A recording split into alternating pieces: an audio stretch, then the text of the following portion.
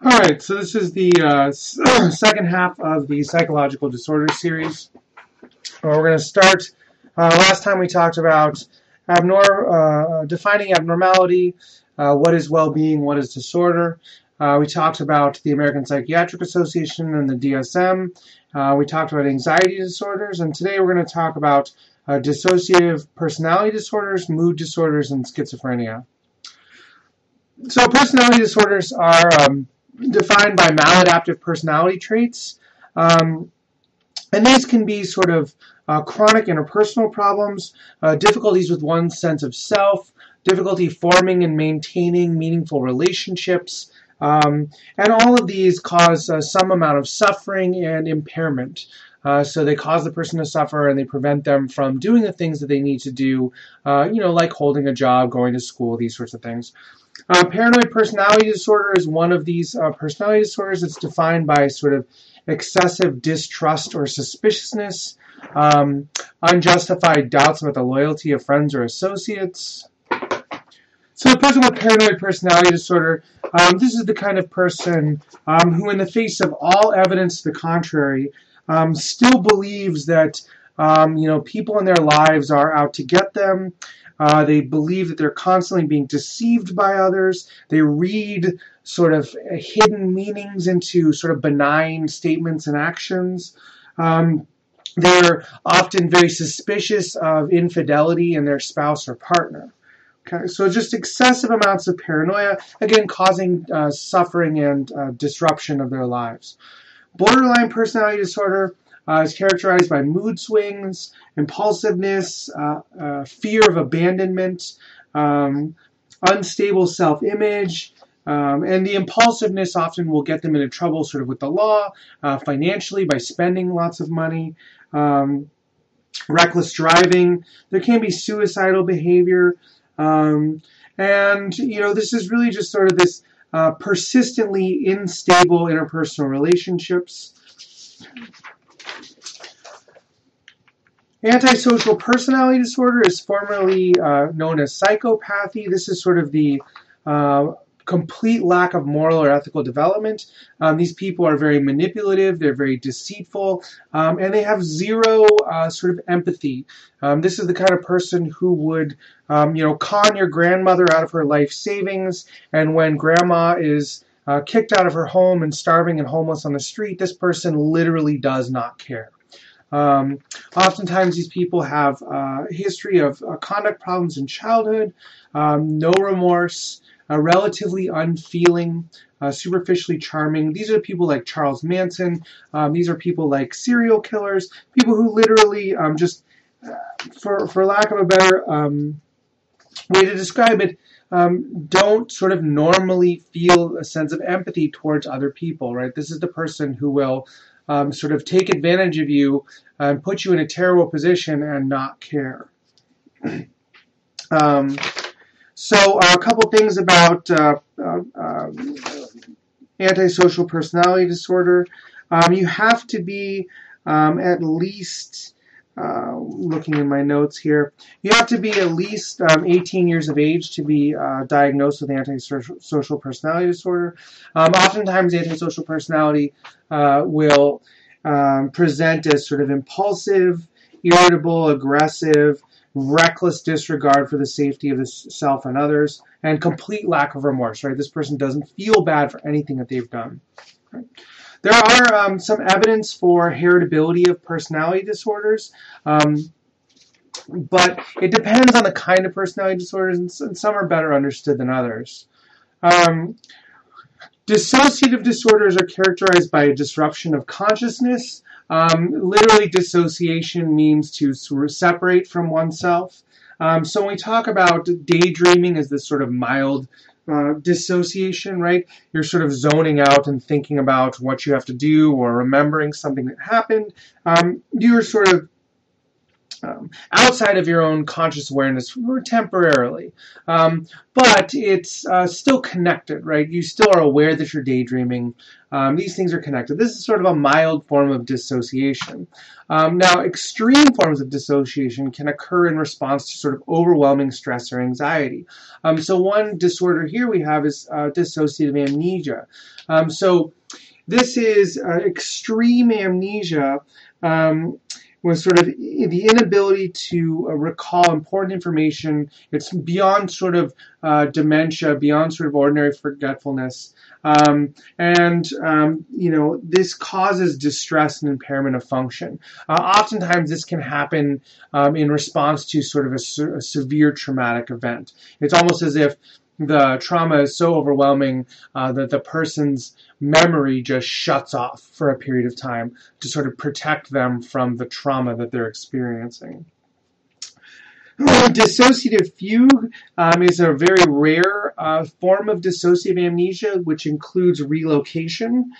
So a person with dissociative fugue will just sort of they perhaps will forget parts of their life, maybe perhaps who they are. They will literally sort of up and leave and maybe just wander somewhere, or maybe even show up somewhere else and set up a new identity in a new location. Again, this is very rare, but this can happen. The last one we'll talk about is dissociative identity disorder. This is formerly known as multiple personality disorder.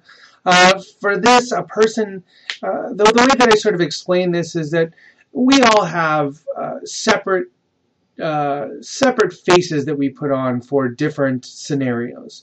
The kind of person, the way that you are, the way that you behave when you are at work is not necessarily the same as the way that you will behave as when you are with your friends, which is not necessarily the way you would behave when you are with your family, right? You can think about, you sort of have these many roles that you play, these sort of different selves that you present to the world, depending on the kind of circumstance that you're in.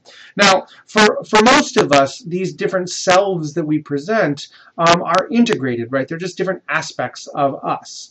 But for a person with dissociative identity disorder, the idea is that these selves become completely dissociated, right? It is as if they are different people living within the same person, alternating, taking control of that person. So we talk about sort of the host identity. So I am Dr. Davis. I am, the host identity. But perhaps for a variety of reasons, I may develop an alternative identity that has a different name and that may or may not be aware of my host identity and may or may not, function in some way to protect me from certain circumstances or present itself to to different circumstances.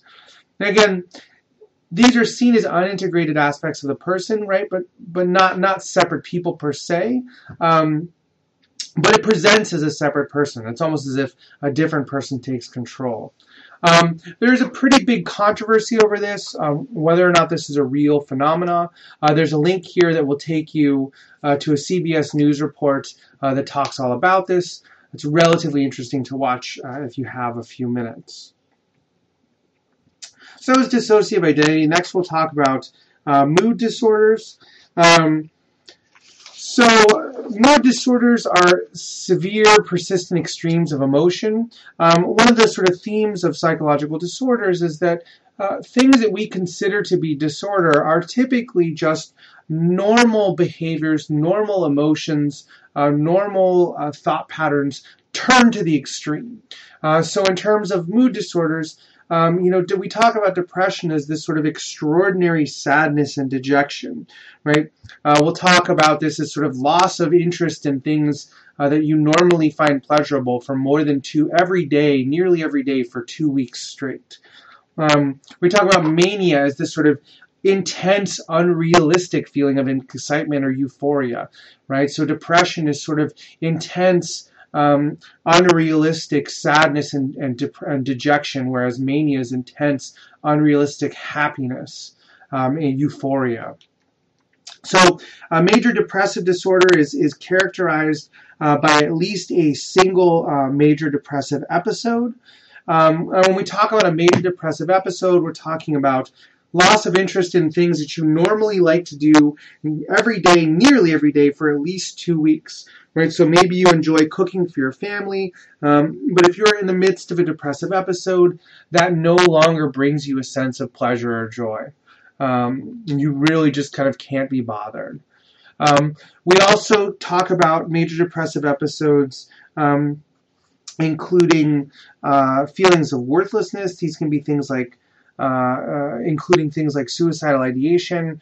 They can have fatigue, excessively tired, or changes in sleeping or eating patterns, eating too much, eating not enough. Again, just sort of extreme changes in mood. When we talk about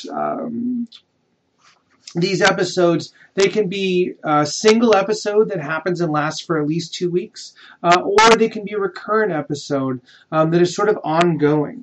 Now, when we talk about these recurrent episodes that are just kind of ongoing, they can last up to 6 to 9 months. And one interesting fact about depressive disorder is that when you have one depressive episode, the likelihood that you will have another depressive episode increases with the number that you have. So if you have one, there's about a 60% chance that you'll have another one. If you have two, there's a 75% chance that you'll have another one, right? This goes up and up. Now, bipolar disorder is a mood disorder that is characterized by both periods of mania and depression, right? So a person with bipolar disorder has to meet the criteria for having a major depressive episode, but also must meet the criteria for having a manic episode, right? So a manic episode includes things like inflated sense of self-esteem or grandiosity, right? I am the most important, most amazing person in the world. Flight of ideas. These are sort of, the person sort of experiences that their thoughts are racing and every single idea that they have is amazing. I just know that this business plan that I have is just going to really work out and I'm going to be really rich and, I'm going to sell my entire, I'm going to sell my entire 401k and I'm going to buy all this equipment and I'm just going to stay in my garage for a week and I'm going to quit my job and I'm going to really do this business plan and I'm going to be really rich and it's just going to really work. And this is sort of an example of what this flight of ideas, sort of racing thoughts, sort of seems like. Oftentimes people in these manic episodes are excessively talkative. They're distractible. They can demonstrate a sort of decreased need for sleep, excessive pleasure seeking, but also increased goal-directed behavior, right? So they get it in their head that they're going to work on this project and they literally stay up for 3 days working on it. Sell all of their belongings to buy the equipment. But ultimately, this elevated, intense, irritable mood, cannot last forever, right? So to be a manic episode, it has to be at least 1 week. But eventually, they come out of this manic episode, and they may have a period of sort of regular mood in between, but oftentimes they can drop down into a depressive episode, right? And so bipolar disorder is really sort of marked by this alternating between depression, sort of neutral mood, and excessively positive mood. Okay. A lot of times these don't happen sort of quickly. It's not like you wake up manic and go to sleep depressed. That can happen, but it's more likely to be sort of episodic. There's this sort of brief episode, 1 or 2 week episode of mania, followed by a 1 or 2 week episode of depression, with maybe a week or two of neutral affect in between. Again, this bipolar disorder has to be severe enough that it causes impairment in social and occupational functioning, right? You could have a form of bipolar disorder we'd call hypomania, where, maybe you don't have as much impairment, right? You can think of some of these, some of these symptoms of mania are actually pretty beneficial, right? Increase in goal-directed behavior, decreased need for sleep, lots of ideas, right? In a mild form, right, this is a person who's just getting a lot of stuff done over a short period of time. But in an extreme form, it can become detrimental, right?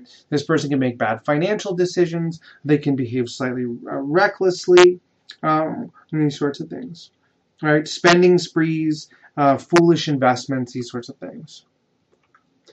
Now, there's a pretty strong genetic predisposition to bipolar disorder. So if you look at identical twins, there's about a 60 to 67% concordance rate. This means that, roughly speaking, if you have an identical twin who's diagnosed with bipolar disorder, you yourself have a 60 to 67% chance of also developing that disorder. So it's pretty strongly correlated genetically. There are also neurobiological correlates to depression and bipolar disorder. So norepinephrine and serotonin, decreased serotonin associated with depression. Decreased norepinephrine is associated with depression, and excessive norepinephrine is associated with manic episodes. There are also psychological correlates, self-defeating beliefs, negative, pessimistic, explanatory style. We'll talk more about this when we talk about therapy, but self-defeating beliefs can be things like all or none thinking, like if Susie doesn't go out to the dance with me, I will never get married and no one will ever like me. These are these kinds of psychological correlates. So we talked about mood disorders. We'll talk briefly about schizophrenia. So when we talk about schizophrenia, we're talking about a loss of contact with shared views of reality. So we all agree about a lot of things, in society. We agree that people can't fly. We agree that, it's very unlikely that the CIA is monitoring your specific phone line. It's that you cannot do telekinesis. You cannot, make people think or behave a certain way just by the power of your mind. Right? These are our shared views of reality. With psychotic disorders are defined by sort of this loss of contact with shared views of reality. People with psychotic disorders can have delusions. These are sort of false or distorted beliefs. They can have hallucinations. Sensory experience in the absence of sensory inputs. The example of this is like hearing voices. Disturbed emotions. So these can be sort of erratic emotional experiences. This can be or no emotional experience whatsoever. Or personality disintegration, and this is when your thoughts and behaviors become sort of uncoordinated. Right? There's sort of a coordination that we have between what we are saying and what we are thinking and how we are feeling in our facial expressions. Right? If you're telling a story about when your dog was hit by a car when you were a kid and it really upset you, right? You're going to display a sad facial expression, and you're going to feel sad. A person with psychotic disorders with symptoms of personality disintegration, this person is not going to integrate all of those aspects very well, right? So maybe they're laughing hysterically and crying and telling you a sad story, right? Their sort of thoughts and emotions don't really match up with their facial expressions and their actions. So within psychotic disorders, we can talk about delusional disorder. Delusional disorder is when you have persistent but non-bizarre delusions, right? So, and what non-bizarre means is that it is possible but unlikely, right? So a non-bizarre delusion could be that the CIA has you under surveillance, right? So you could have delusional disorder and really believe that the CIA has you under surveillance, and you see evidence of this all the time where no one else really sort of seems to agree or see that evidence, right? This is a non-bizarre delusion because it's possible that the CIA has you under surveillance, but it's unlikely, right? It probably isn't going to happen. So for you to have delusional disorder, you really need to have these non-bizarre delusions, but no hallucinations, no other aspects of these psychotic disorders, right? It's really just these weird delusional beliefs. Now, we contrast non-bizarre with bizarre delusional disorder, which is something that is not possible, right? So if I believe, hey, guess what, everybody? I'm pregnant with Labrador puppies. Right, I've got to have a whole litter in a couple of weeks, and I'll give one to every student in my class. Right, this is this is bizarre, right? There is no way that it is possible for someone to be pregnant with dogs, right? So we talk about this as a bizarre delusion, right? So in order to count as delusional disorder, it has to be non-bizarre delusions with no other symptoms of psychosis. Okay. We also exclude common religious or cultural beliefs. Right? Again, this idea of psychosis is a loss of contact with shared views of reality. If a large group of people believe that a person rose from the dead, right? Then this is a religious belief. It's common. A lot of people believe that Jesus rose from the dead, and so we don't really count that as a delusion. Now, if you believe that your neighbor rose from the dead, and you've seen him wandering around your neighborhood, right? We talk about that as sort of a bizarre delusion, right? It's not possible really for your neighbor to raise from the dead, unless there was some kind of religious explanation. So people with delusional disorder, they are non-bizarre delusions, but they don't have any of these other features of psychosis. There's a subtype of delusional disorder, which is this delusion is focused on the belief that someone is deeply in love with you, right? Jodie Foster is deeply in love with me, and if only her people would just stop preventing us from being together, right? This is sort of this delusional disorder, right? It's possible that Jodie Foster is in love with me, right? But it's unlikely. So we talk about schizophrenia. Schizophrenia is sort of a cluster of disorders that are characterized by varying degrees of these core psychotic features, core psychotic symptoms, hallucinations, personality disintegration, apathy, bizarre delusions, these sorts of things. So we can talk about positive symptoms. These are sort of excesses or distortions in normal functions, the presence of inappropriate behavior. So, for example, generally speaking, people wear clothes, right? A positive symptom of schizophrenia might be someone just taking their genitalia out in public for no reason. As if there is a reason to take your genitalia out in public, right? But sort of taking your genitalia out in public, that's an inappropriate behavior. That's something that this person is doing that they shouldn't be doing. So when we talk about positive symptoms, by the way, positive just means behaviors that are there that shouldn't be there, or that are unusual, right? These are things like delusions and hallucinations, right? So I believe the reason why, the Bulls lost that playoff game last night was because I, was controlling one of the players and I made him miss that basket, right? So this is sort of a bizarre delusion, right? That's not possible. And I could hear him talking to me, like I was talking to him on the TV and he was talking back to me and telling me, and these are sort of auditory hallucinations. These can include, sort of thought insertion and withdrawal. I believe that, I'm having these thoughts, but they're not my own, right? This other person is inserting these thoughts into my head, these sorts of things. I had a wonderful idea, but, my neighbor came by and he snatched it out of my head and it's completely gone. These could also be negative symptoms. So this is absence of appropriate behaviors.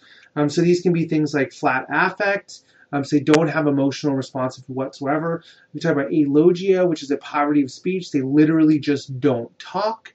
And if they do talk, they limit their responses to one or two word answers at best. Avolition is difficulty with goal-directed behavior, right? So, we have basic things that we sort of expect people to be able to do, like to get dressed and use the restroom, and these sorts of things, right? You can imagine a person with schizophrenia with avolition, you might give them a set of clothes to put on in the morning, and when they come out of their room, they've got their arm through the head hole of their shirt, their t-shirt, their head through the armhole, and one arm is just kind of hanging out. They've got their pants on, but they've got their underwear on the outside of their pants, right? This is just sort of difficulty with simple sort of goal-directed behavior. Anhedonia is loss of enjoyment or pleasure. There are 4 subtypes of schizophrenia. So there's the paranoid type, which is characterized by hallucinations and bizarre delusions. Mood or cognition is relatively unaffected, right? But this is the person who has bizarre delusions and hallucinations, right? They hear voices, they see things that maybe don't exist, and they have these sorts of unusual or impossible beliefs. Disorganized schizophrenia is sort of complete personality disintegration. So this is disorganized emotion, disorganized speech. We call this word salad. So you can imagine for a person with disorganized schizophrenia, they might have a sentence that they would like to say, and maybe perhaps in their mind that sentence is structured correctly, but it's as if someone took that sentence and tossed all the words together and it came out in a complete random string. So a person might want to say, I'm going to go to the movies today. And that would come out, movies go today, me, yay, right? Just completely sort of word salady.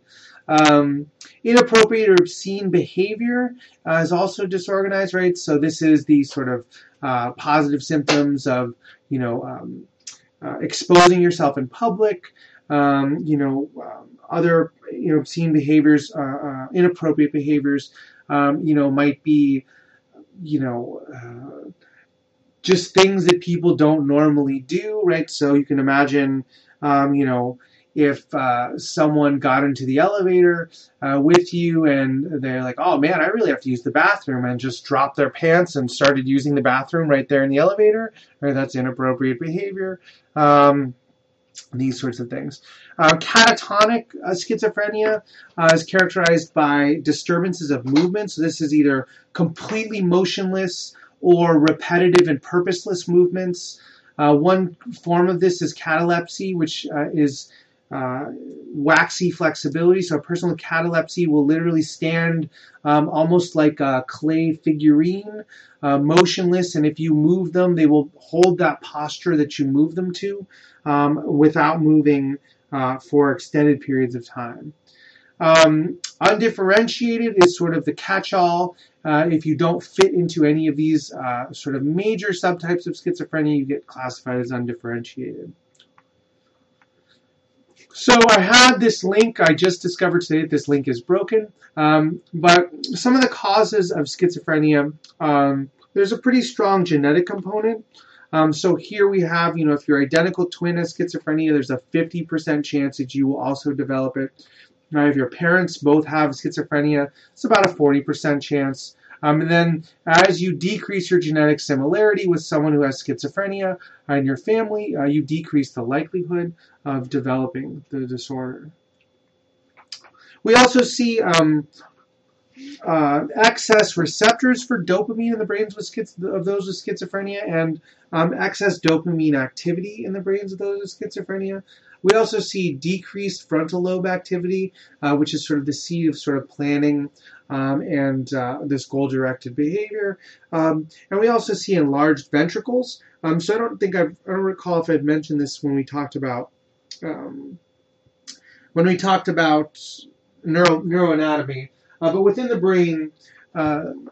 brain, there are spaces called ventricles, and they're filled with cerebral spinal fluid. So if you've known someone, or if you yourself have ever had a spinal tap, literally what they're doing is they're inserting a needle between the vertebrae and your spine to sample this cerebral spinal fluid. And this fluid runs up and down your backbone, and it floats around in your brain in these ventricles. And when you look at a person with schizophrenia's brain and you compare that to a healthy person's brain, the person with schizophrenia has quite enlarged ventricles. The volume of their ventricles are much bigger. And this is associated with a decrease in the amount of gray matter, the decrease in the amount of neurons in the brains. There are also other causes. So prenatal exposure to the flu is associated with schizophrenia. A genetic predisposition plus extreme stress or substance abuse can cause the onset of schizophrenia. Typically, we see the onset of schizophrenia around adolescence, and it can be sort of abrupt, like within a week, or it can be sort of gradually, slowly developing the symptoms and getting progressively worse and worse. Schizophrenia can be episodic, so people can sort of have an episode and sort of come out of it and then go back into it, or they can remain in this state, this schizophrenic state. About 20% of those people diagnosed with schizophrenia never recover fully, full integration back into society, and about 10% commit suicide within 10 years. Many of the drug treatments for schizophrenia are less than ideal. They have unpleasant side effects, and so in many cases, people with schizophrenia, in some cases, people with schizophrenia will ultimately commit suicide. So that's it. There is no activity 7. So if you have questions, go ahead and email me. And then next week we will talk about therapy.